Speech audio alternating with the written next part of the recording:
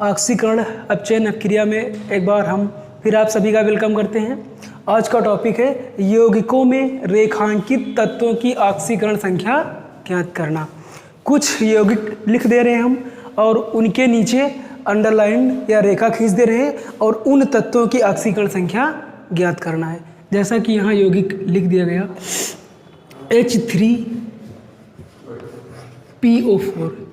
इसके पहले क्लास में हम लोग रेखांकित तत्वों की ऑक्सीकरण संख्या ज्ञात करना सीखे थे। कुछ एग्जाम्पल आज और लेकर सॉल्व कर रहे हैं। तो पहला है H3PO4, दूसरा है H3PO3, तीसरा एग्जाम्पल H3PO2, चौथा SO4 एक और लिख दिया जाए HClO4।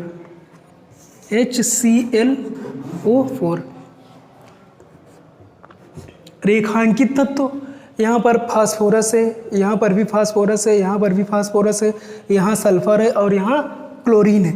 ये आपके 5 यौगिक दिए गए हैं। इन 5 यौगिकों में रेखांकित तत्व की ऑक्सीकरण संख्या ज्ञात करनी है। तो किस प्रकार से संरचना की सहायता से केंद्रीय परमाणु या रेखांकित तत्व की ऑक्सीकरण संख्या ज्ञात करेंगे। जैसा कि इसके पहले हम लोग H2 और O8 में यस का निकाल चुके हैं, H2SO4 में यस का निकाल चुके हैं, H2S2 और O7 में यस का निकाल चुके हैं। ठीक, तो इन 3-4 यौगिकों में हम लोग सल्फर रेखांकित था, सल्फर रेखांकित था, सल्फर रेखांकित था, इन तत्वों की ऑक्सीकरण संख्या ज्ञात कर ली।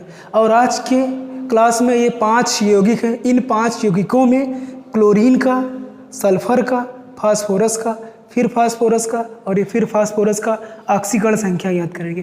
किस प्रकार से फास्फोरस, सल्फर और क्लोरीन की ऑक्सीकरण संख्या ज्ञात की जाए।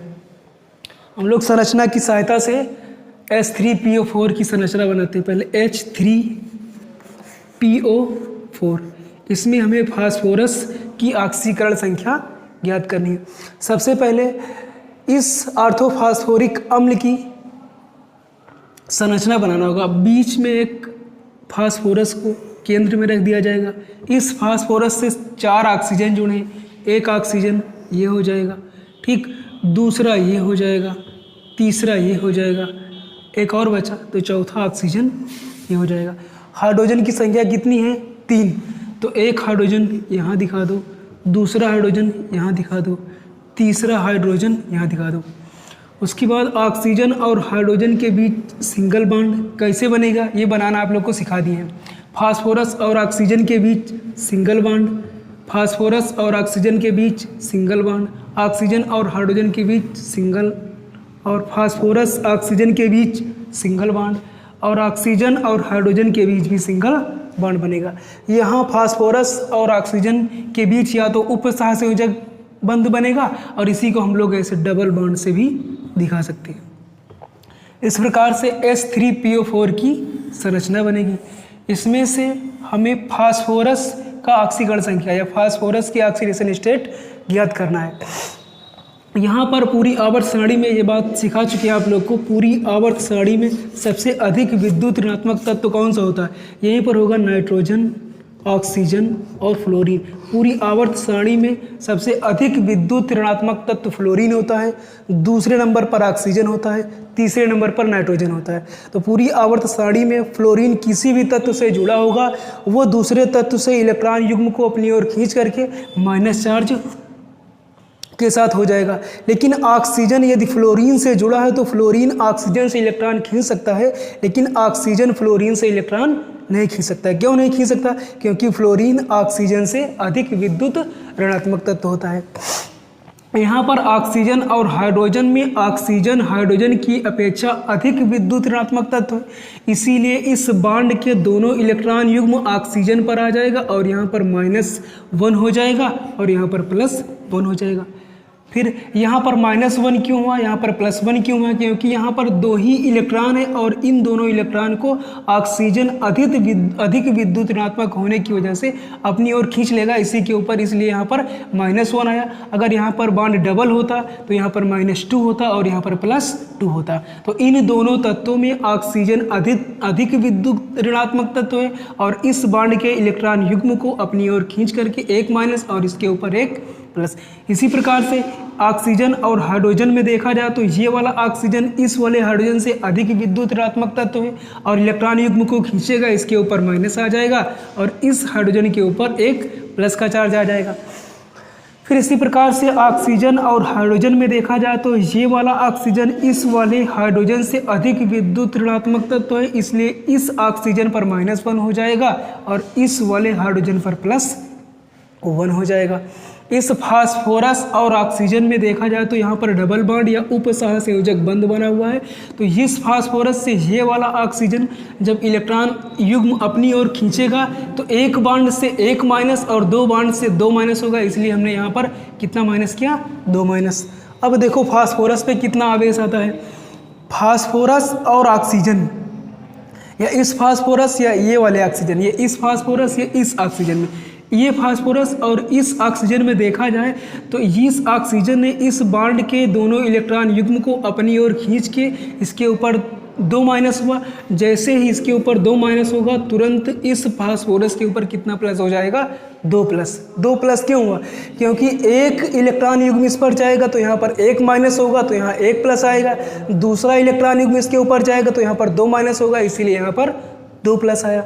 उसके बाद यहाँ फास्फोरस और ऑक्सीजन में ज़्यादा इलेक्ट्रोनेगेटिव कौन सा तत्व है, ऑक्सीजन है। क्यों, आवर्त सारणी में ऑक्सीजन फ्लोरीन के अतिरिक्त किसी अन्य तत्व से जुड़ा होगा तो उससे अपनी और इलेक्ट्रॉन को खींच लेगा। तो ऑक्सीजन फास्फोरस से जुड़ा है, यहाँ पर फ्लोरीन है तो नहीं, फ्लोरीन केवल ऑक्सीजन से इलेक्ट्रॉन खींच सकता है, बाकी ऑक्सीजन से कोई दूसरा तत्व इलेक्ट्रॉन नहीं खींच सकता। तो ये वाला ऑक्सीजन इस वाले फास्फोरस से एक इलेक्ट्रॉन खींचेगा, एक इलेक्ट्रॉन युग्म खींचेगा तो यहाँ पर एक माइनस आ जाएगा और इसके ऊपर कितना हो जाएगा, 1 का प्लस हो जाएगा। इसी प्रकार से ये फास्फोरस और इस ऑक्सीजन में, ये वाला फास्फोरस और ऑक्सीजन में ऑक्सीजन ज़्यादा इलेक्ट्रोनेगेटिव है, इस बॉन्ड के इलेक्ट्रॉन युग्म को ऑक्सीजन खींचेगा और इस वाले ऑक्सीजन के ऊपर एक माइनस आ जाएगा। जब इसके ऊपर एक माइनस आएगा तो इस वाले फास्फोरस के ऊपर एक प्लस आ जाएगा। फिर इसी प्रकार से ये ऑक्सीजन और इस फास्फोरस में देखा जाए तो ऑक्सीजन अधिक विद्युत ऋणात्मक तत्व है, ये वाला ऑक्सीजन इस इलेक्ट्रॉन युग्म को अपनी ओर खींचेगा और यहाँ पर एक माइनस और आ जाएगा और इस फास्फोरस के ऊपर एक प्लस और आ जाएगा। टोटल प्लस का नंबर जोड़ा जाए तो फास्फोरस के ऊपर कितना प्लस आ गया, देखो, एक प्लस इस वाले ऑक्सीजन से, दूसरा प्लस इस वाले ऑक्सीजन से, तीसरा प्लस इस वाले ऑक्सीजन से, 2 प्लस इस वाले ऑक्सीजन से, तो 2 और 3 ये 5, यानी कि यहाँ पर फास्फोरस का ऑक्सीडेशन स्टेट कितना होता है, प्लस का 5 है। इस प्रकार से H3PO4 में रेखांकित तत्व फास्फोरस की ऑक्सीकरण संख्या +5 होगी। उसके बाद हम लोग दूसरा देखते हैं H3PO3 की।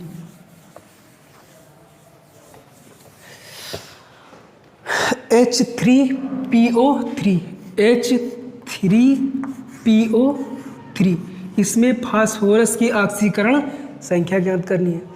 सबसे पहले हम लोग इसकी संरचना बनाते हैं। फास्फोरस को केंद्र में रख दिया जाएगा, इसके साथ ऑक्सीजन कितना जुड़ा हुआ है, 3, तो एक ऑक्सीजन यहाँ लगा दीजिए, दूसरा ऑक्सीजन यहाँ लगा दीजिए, तीसरा ऑक्सीजन यहाँ लगा दीजिए।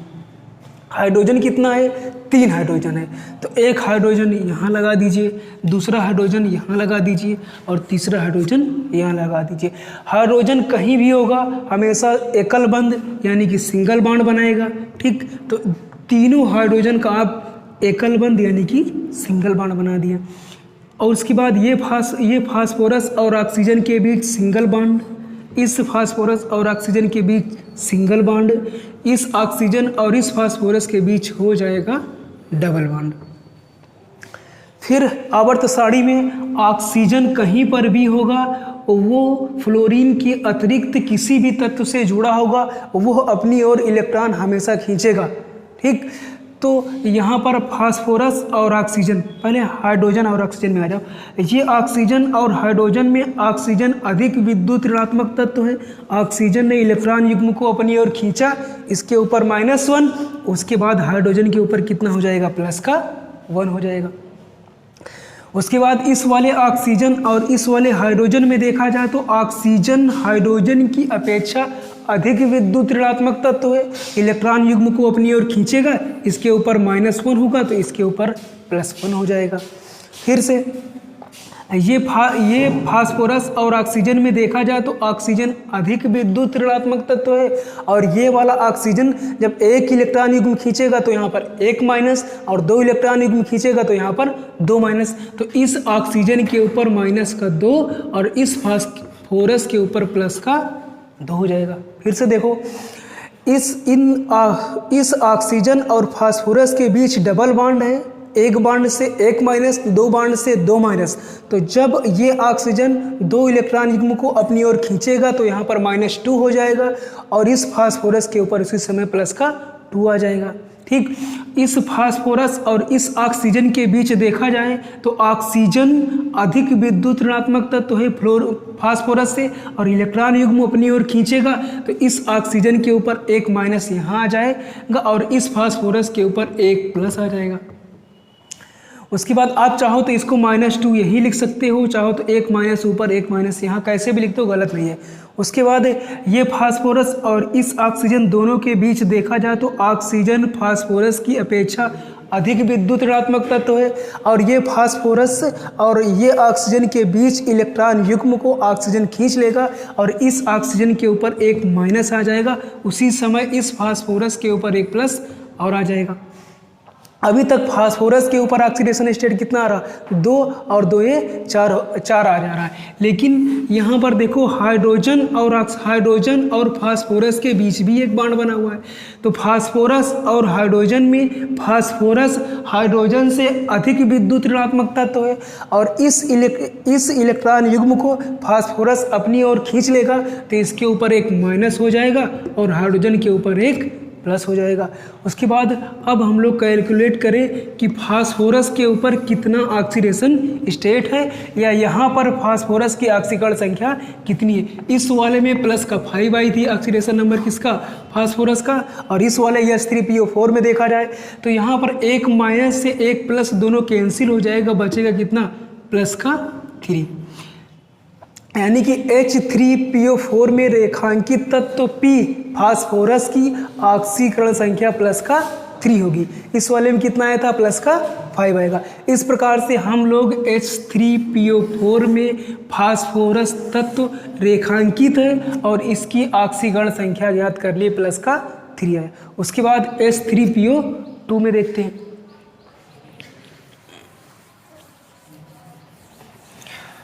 अगला यौगिक है H3PO2।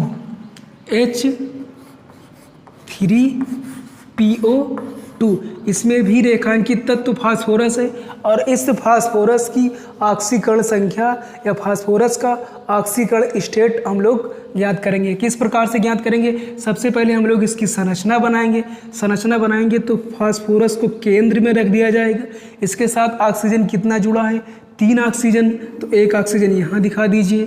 ठीक, दो ऑक्सीजन जुड़ा है तो दूसरा ऑक्सीजन यहाँ दिखा दो। हाइड्रोजन कितना है, 3 हाइड्रोजन है तो 1 हाइड्रोजन यहाँ दिखा दो, दूसरा हाइड्रोजन यहाँ दिखा दीजिए और तीसरा हाइड्रोजन यहाँ दिखा दीजिए। हाइड्रोजन कहीं पर भी रहेगा उसका हमेशा एकल बंध बनेगा, तो यहाँ एकल बंध यानी सिंगल बॉन्ड।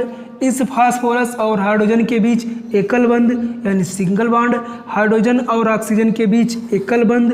उसके बाद ये फास्फोरस और ऑक्सीजन के बीच सिंगल बॉन्ड। ऑक्सीजन कहीं पर भी रहेगा हमेशा उसका 2 बॉन्ड रहेगा, कभी 2 से 3 नहीं होगा। तो इस ऑक्सीजन का एक बॉन्ड यहाँ से पूरा हुआ, दूसरा बॉन्ड यहाँ से पूरा हुआ। उसके बाद इस ऑक्सीजन में यहाँ हमें डबल बॉन्ड दिखा देना है। अब हमें ज्ञात करना है इस फास्फोरस का ऑक्सीडेशन स्टेट कितना होगा। इसके पहले H3PO4 में हम लोग 5 सिद्ध कर लिए, H3PO3 में P का कितना सिद्ध कर लिए थे, +3 सिद्ध कर लिए। अब की बार H3PO2 में P का ऑक्सीडेशन स्टेट ज्ञात करना है। फास्फोरस और ऑक्सीजन में ऑक्सीजन अधिक विद्युत ऋणात्मक तत्व है, यहाँ पर -2 आ जाएगा। -2 क्यों आया, इसके पहले आप लोग को 2 एग्जाम्पल में सिखा चुके हैं।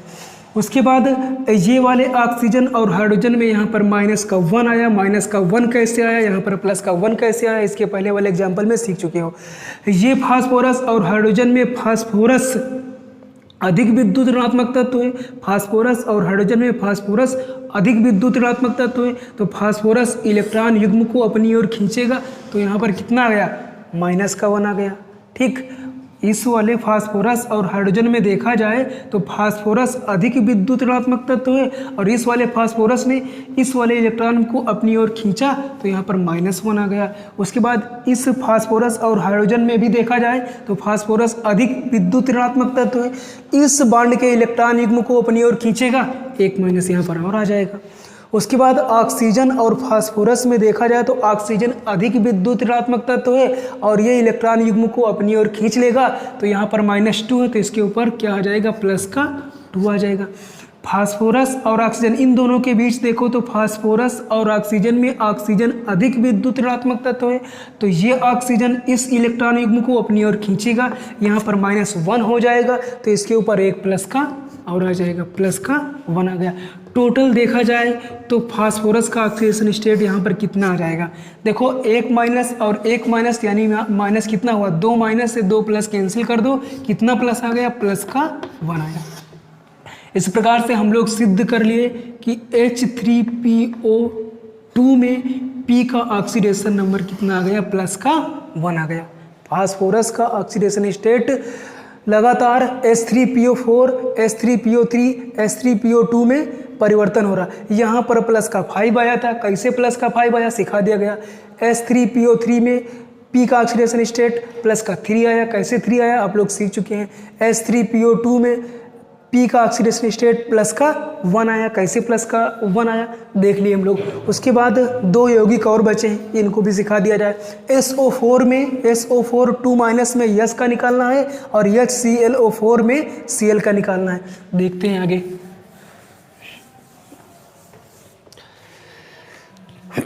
SO4 2- HClO4, हम लोग पहले ये देखते हैं।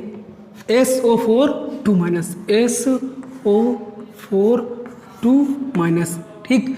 इसमें S का ऑक्सीडेशन नंबर सब लोग सीख चुके हो, +6 आया, ठीक। कैसे +6 आया, H2SO4 में सिखा दिए, H2H2O7 में सिखा दिए, H2H2O8 में सिखा दिए, आज SO4 2- में सीखना है। देखो सल्फर को केंद्र में रख दिया जाए, ठीक, सल्फर को केंद्र में रख दिया जाए। इसके साथ कितना ऑक्सीजन जुड़ा है, 4 ऑक्सीजन, तो एक ऑक्सीजन इधर दिखा दीजिए, दूसरा यहाँ दिखा दो, तीसरा यहाँ दिखा दो, और चौथा ऑक्सीजन यहाँ दिखा दो। उसके बाद सल्फर में देखा जाए तो यहाँ पर ये ऑक्सीजन और सल्फर दोनों के बीच सिंगल बॉन्ड कैसे आए, वहाँ पर बॉन्ड बनाना सिखा रहे थे H2SO4 को, वहीं जाके इसको चेक कर लेना आप लोग, ठीक। तो देखो सल्फर के साथ 4 ऑक्सीजन है, जिसमें से इसके बातम कोष में कितना इलेक्ट्रॉन होता है भाई, 2 ऑक्सीजन ऐसे होंगे जिनके ऊपर एक माइनस लगा होगा, चाहे यहाँ माइनस लगा दो, चाहे यहाँ लगा दो, चाहे इन दोनों पर लगा दो, चाहे इन दोनों पर एक लगा दो, चाहे इन दोनों पर एक लगा दो, चाहे ऊपर नीचे एक, कहीं पर भी इन 2 माइनस को सेट कर सकते हो। मान लिए एक माइनस हम यहाँ सेट कर दिए और दूसरा माइनस यहाँ सेट कर दिए, ठीक। सबको पता है कि ऑक्सीजन के बाह्यतम कोष में कितना इलेक्ट्रॉन होता है, 6 इलेक्ट्रॉन होता है। एक इलेक्ट्रॉन माइनस का हो गया, 7 हो गया, ठीक। देखो इसके बाह्यतम कोष में कितना इलेक्ट्रॉन होता है, 6 इलेक्ट्रॉन होता है, एक माइनस का हो गया 7, एक सल्फर से 8, यानी इसका ऑक्टेट कंप्लीट। उसी प्रकार से यहाँ ऑक्सीजन के बाह्यतम कोष में 6 इलेक्ट्रॉन होता है, एक माइनस से हो गया, एक इससे जब बॉन्ड बनाया तो एक इलेक्ट्रॉन सल्फर का हुआ, इसका भी ऑक्टेट कंप्लीट। इस वाले सल्फर के पास कितना होता है, 6 ऑक्सीजन के पास 6 इलेक्ट्रॉन बाह्यतम कोष में, इसके भी बाह्यतम कोष में 6 इलेक्ट्रॉन। ऑक्टेट कंप्लीट करने के लिए ये उपसहसंयोजक बंध बनाएगा, और उपसहसंयोजक बंध को हम लोग बताएं कि आप लोग चाहो तो ऐसे डबल बॉन्ड से दिखा दो, और चाहो तो यहाँ आप ऐसा भी बॉन्ड दिखा सकते हो। तो यहाँ सल्फर और ऑक्सीजन के बीच उपसहसंयोजक बंध को न दिखा करके ऐसे डबल बॉन्ड से दिखा दे रहे हैं, यहाँ पर भी ऐसे डबल बॉन्ड दिखा दो। हम लोग को ज्ञात करना है इस सल्फर यानी इस वाले सल्फर का ऑक्सीडेशन स्टेट। आंसर तो प्लस का 6 आएगा, सब लोग पहले से जानते हो कैसे प्लस का 6 आए, यही सिद्ध करना है। देखो ये सल्फर और इस ऑक्सीजन, इस सल्फर और इस ऑक्सीजन में ऑक्सीजन अधिक विद्युत ऋणात्मक तत्व है, किससे? सल्फर से। तो एक इलेक्ट्रॉन युग्म खींचता तो यहाँ पर 1 माइनस होता, और दूसरा इलेक्ट्रॉन युग्म खींचेगा यानी 2 इलेक्ट्रॉन युग्म खींचेगा, इसीलिए यहाँ पर कितना माइनस हो जाएगा? 2 माइनस। जब 2 माइनस होगा तो इस सल्फर के ऊपर कितना प्लस हो जाएगा? 2 प्लस हो जाएगा। इसी प्रकार से इस सल्फर और ऑक्सीजन में देखा जाए तो ऑक्सीजन अधिक विद्युत ऋणात्मक तत्व है, 2 इलेक्ट्रॉन युग्म है, तो इन दोनों इलेक्ट्रॉन युग्म को अपनी ओर खींचेगा, यहाँ पर माइनस का 2 हो जाएगा। जब यहाँ पर माइनस का 2 हो जाएगा तो इस वाले सल्फर के ऊपर कितना आ जाएगा? प्लस का 2 हो जाएगा। फिर से ये सल्फर और इस ऑक्सीजन दोनों के बीच देखा जाए तो सिंगल बॉन्ड है, और सिंगल बॉन्ड होने की वजह से ये भी सब लोग जानते हो कि ऑक्सीजन इस सल्फर से अधिक विद्युत ऋणात्मक तत्व है, तो इस इलेक्ट्रॉन युग्म को अपनी ओर खींचेगा तो 1 माइनस यहाँ, तो 1 प्लस इसके ऊपर और आ जाएगा। इसी प्रकार से इस सल्फर और इस ऑक्सीजन के बीच देखा जाए तो ये वाला इस बॉन्ड के इलेक्ट्रॉन युग्म को ये वाला ऑक्सीजन अपनी ओर खींच लेगा। क्यों खींच लेगा? क्योंकि सल्फर से अधिक विद्युत ऋणात्मक कौन होता है? ऑक्सीजन होता है। जैसे ही एक इलेक्ट्रॉन युग्म खींचेगा यहाँ पर माइनस, उसी समय इस वाले सल्फर के ऊपर 1 प्लस और आ जाएगा। चाहे नीचे लिख दो चाहे ऊपर लिख दो, बात बराबर, प्लस का 1 रख दिए। उसके बाद टोटल ऐड करो, 2 ये 4 5 और 1 ये 6। इस प्रकार से सल्फर के ऊपर ऑक्सीडेशन स्टेट कितना आ गया? प्लस का 6 आ गया।